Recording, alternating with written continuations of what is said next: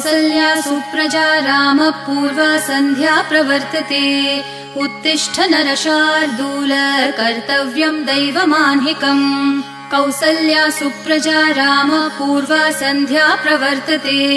उत्तिष्ठ नरशार्दूल कर्तव्यं दैवमाह्निकम् उत्तिष्ठोत्तिष्ठ गोविन्द उत्तिष्ठ गरुडध्वज उत्तिष्ठ कमलाकान्त त्रैलोक्यं मङ्गलं कुरु उत्तिष्ठोत्तिष्ठ गोविन्द उत्तिष्ठ गरुडध्वज उत्तिष्ठ कमलाकान्त त्रैलोक्यं मङ्गलं कुरु मातः समस्त जगतां मधुकैटभारेः वक्षो विहारिणि मनोहर दिव्यमूर्ते श्रीस्वामिनि श्रितजनप्रिय दानशीले श्रीवेङ्कटेश दयिते तव सुप्रभातम् मातः समस्त जगतां मधुकैटभारेः वक्षो विहारिणि मनोहर दिव्यमूर्ते श्रीस्वामिनि श्रितजनप्रिय दानशीले श्रीवेङ्कटेश दयिते तव सुप्रभातम् तव सुप्रभातमरविन्दलोचने भवतु प्रसन्नमुखचन्द्रमण्डले विधिशङ्करेन्द्रवनिताभिरर्चिते वृषशैलनाथ दयिते दयानिधे अत्र्यादिसप्तऋषयः समुपास्य सन्ध्याम् आकाशसिन्धुकमलानि मनोहराणि आदाय पादयुगमर्चयितुं प्रपन्नाः शेषाद्रिशेखर विभो तव सुप्रभातम् पञ्चाननाब्ज भव षण्मुखवासवाद्याः त्रैविक्रमादिचरितं विबुधास्तुवन्ति भाषापतिः पठति वासरशुद्धिमारात् शेषाद्रिशेखर विभो तव सुप्रभातम् ईषत्प्रफुल्लसरसीरुहनारिकेलपूगद्रुमादिसुमनोहरपालिकानाम् आवाति मन्दमनिलः सह दिव्यगन्धैः शेषाद्रिशेखर विभो तव सुप्रभातम् उन्मील्य नेत्रयुगमुत्तम पञ्चरस्था पात्रावशिष्टकदलीफलपायसानि भूत्वा सलीलमथ केलिशुकाः पठन्ति शेषाद्रिशेखर विभो तव सुप्रभातम् तन्त्री प्रकर्ष मधुरस्वनया विपञ्च्या गायत्यनन्तचरितं तव नारदोऽपि भाषा समग्रमसकृत्करचाररम्यम् शेषाद्रिशेखर विभो तव सुप्रभातम् भृङ्गावली च मकरन्दरसानुविद्ध झनकार गीतनिनदैः सह सेवनाय निर्यात्युपान्तसरसी कमलोदरेभ्यः शेषाद्रिशेखर विभो तव सुप्रभातम् योषागणेन वरदग्निविमथ्यमाने घोषालयेषु दधिमन्थन तीव्रघोषाः रोषात् कलिं वदधते ककुभश्च कुम्भाः शेषाद्रिशेखर विभो तव सुप्रभातम् पद्मेशमित्रशतपत्रगतालिवर्गाः हर्तुं श्रियं कुवलयस्य निजाङ्गलक्ष्म्या भेरीनिनादमिव बिभ्रति तीव्रनादम् शेषाद्रिशेखर विभो तव सुप्रभातम् श्रीमन्नभीष्टवरदाखिललोकबन्धो श्री श्रीनिवास जगदैकदयैकसिन्धो श्रीदेवतागृहभुजान्तर दिव्यमूर्ते श्रीवेङ्कटाचलपते तव सुप्रभातम् श्रीमन्नभीष्टवरदाखिललोकबन्धो श्री श्रीनिवास जगदेकदयैकसिन्धो श्रीदेवतागृहभुजान्तर दिव्यमूर्ते श्रीवेङ्कटाचलपते तव सुप्रभातम् श्रीस्वामी पुष्करिणिकाप्लवनिर्मलाङ्गाः श्रेयोर्थिनो हरविरिञ्च सनन्दनाद्याः द्वारे वसन्ति वरवेत्रहतोत्तमाङ्गाः श्रीवेङ्कटाचलपते तव सुप्रभातम् श्रीशेषशैलगरुडाचल वेङ्कटाद्रिनारायणाद्रिवृषभाद्रिवृषाद्रिमुख्याम् आख्याम् त्वदीयवसतेरनिशं वदन्ति श्रीवेङ्कटाचलपते तव सुप्रभातम् सेवापरः शिवसुरेश कृशानुधर्मरक्षोऽम्बुनाथ पवमानधनाधिनाथाः बद्धाञ्जलि प्रविलसन्निज शीर्षदेशाः श्रीवेङ्कटाचलपते तव सुप्रभातम् घाटेषु ते विहगराज मृगाधिराज नागाधिराज गजराज हयाधिराजाः स्वस्वाधिकारमहिमाधिकमर्थयन्ते श्रीवेङ्कटाचलपते तव सुप्रभातम् सूर्येन्दुभौमबुधवाक्पतिकाव्यसौरिस्वरभानुकेतुदिविषत्परिषत्प्रधानाः त्वद्दासदासचरमावधिदासदासाः श्रीवेङ्कटाचलपते तव सुप्रभातम् त्वत्पादधूलिभरितस्फुरितोत्तमाङ्गाः स्वर्गापवर्गनिरपेक्षनिजान्तरङ्गाः कल्पागमाकलनयाकुलताम् लभन्ते श्रीवेङ्कटाचलपते तव सुप्रभातम् त्वद्गोपुराग्रशिखराणि निरीक्षमाणाः स्वर्गापवर्गपदवीम् परमाश्रयन्तः मर्त्या मनुष्यभुवने मतिमाश्रयन्ते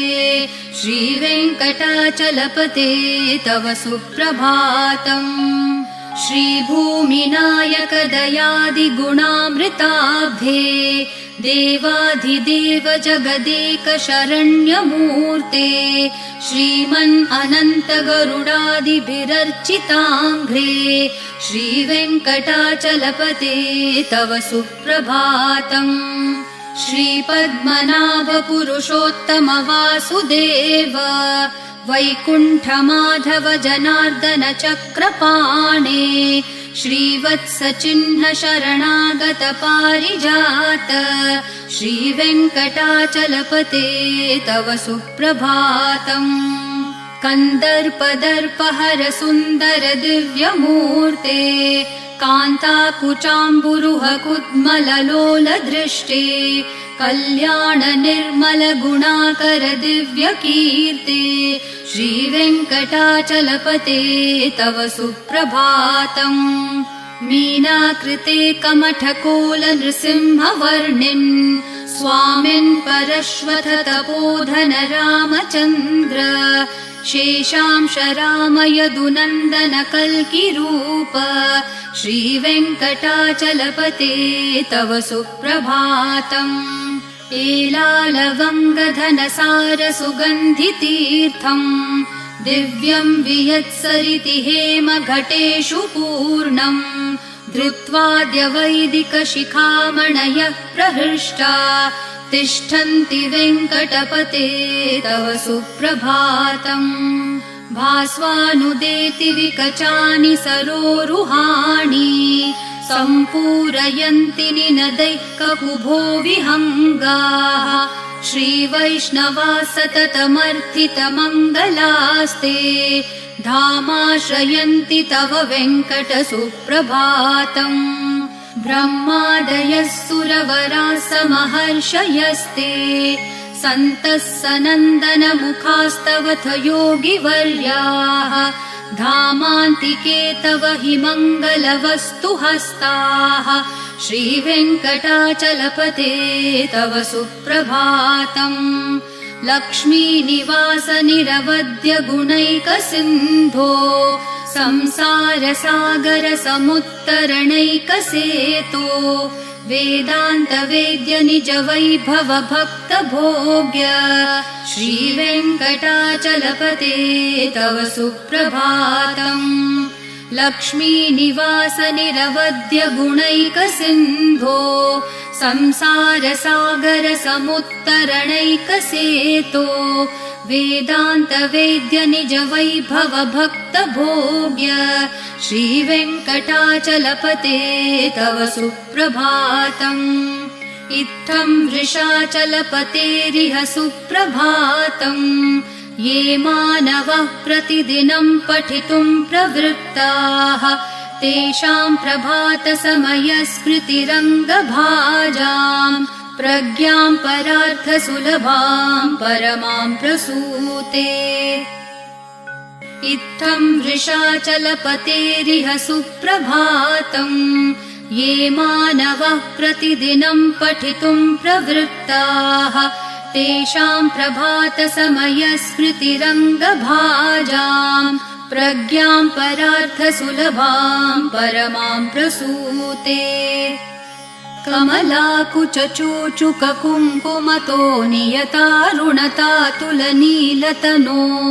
कमलायतलोचनलोकपते विजयी भव वेङ्कटशैलपते। कमलाकुचूचुककुङ्कुमतो नियतारुणतातुलनीलतनो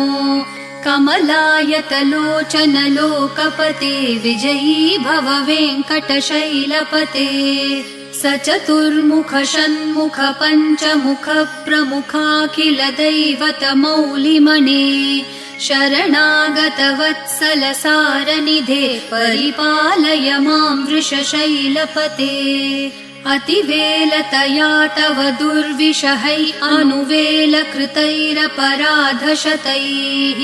भरितं त्वरितं वृषशैलपते परया कृपया परिपाहि हरे। अधिवेङ्कटशैलमुदारमते जनताभिमताधिकदानरतात् परदेवतया गदितान्न गमै कमलादयितान्न परं कलये। कलवेणुरवावशगोपवधू शतकोटिवृतात् स्मरकोटिसमात् प्रतिवल्लविकाभिमतात् सुखदात् वसुदेवसुतान्न परं कलये। अभिराम गुणाकरदाशरथे जगदेकधनुर्धर धीरमते रघुनायक राम रमेश विभो वरदो भवदेव दया जलदे।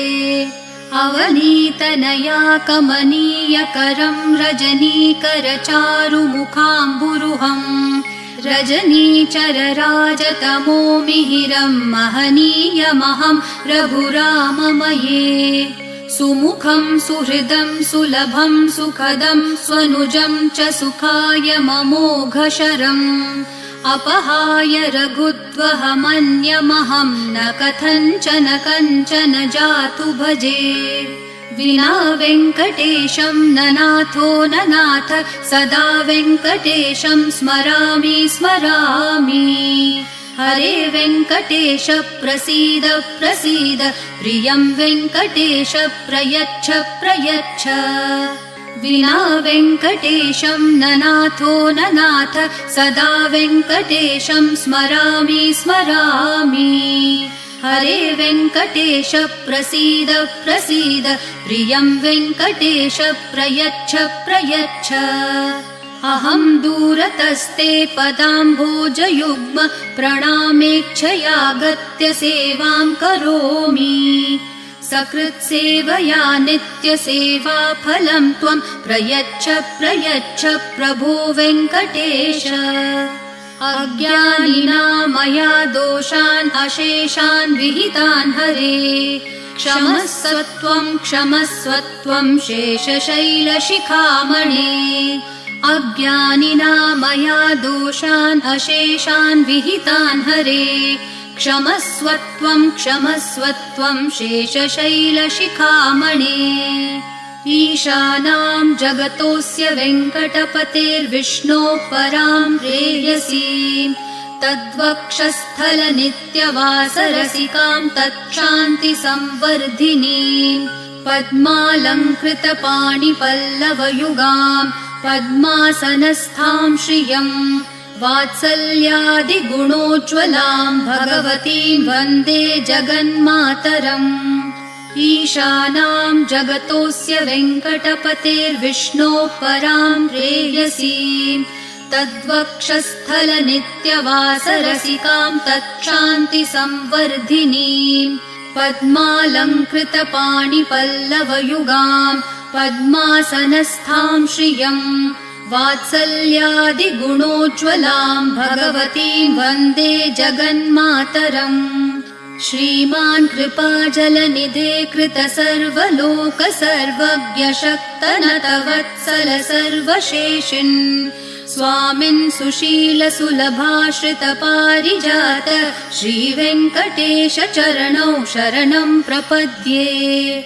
श्रीमान् कृपाजलनिधे कृतसर्वलोकसर्वज्ञ शक्तनतवत्सल सर्वशेषिन् स्वामिन् सुशीलसुलभाश्रितपारिजात श्रीवेङ्कटेश चरणौ शरणं प्रपद्ये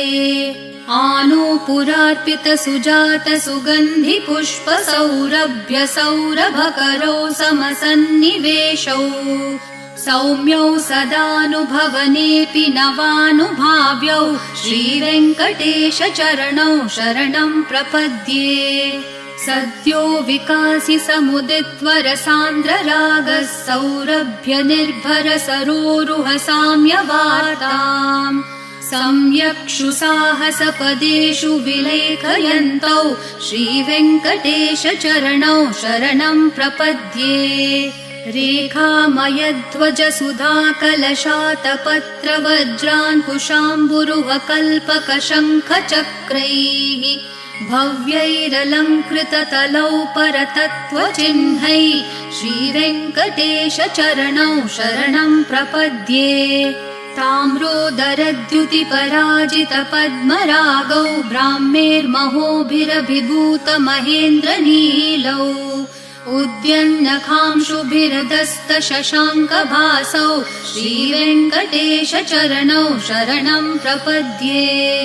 सप्रेमभीतिकमलाकरपल्लवाभ्यां सम्माहनेऽपि सपदि क्लममादधानौ कान्ताववाङ्मनसगोचरसौकुमार्यौ श्रीवेङ्कटेश चरणौ शरणं प्रपद्ये लक्ष्मीमहीतदनुरूपनिजानुभावन्नीलादिदिव्यमहिषीकरपल्लवानाम् आरुण्यसङ्क्रमणतः किल सान्द्ररागौ श्रीवेङ्कटेश चरणौ शरणं प्रपद्ये नित्यानमद्विधि शिवादिकिरीटकोटि प्रत्युक्तदीप्तिनवरत्नमःप्ररोहैः नीराजनाविधिमुदारमुपादधानौ श्रीवेङ्कटेश चरणौ शरणं प्रपद्ये विष्णोपदे परम इत्युदितः प्रशंसो यौ मध्य उत्स इति भोग्यतयाप्युपातौ भूयस्ततेति तव पाणितलप्रदिष्टौ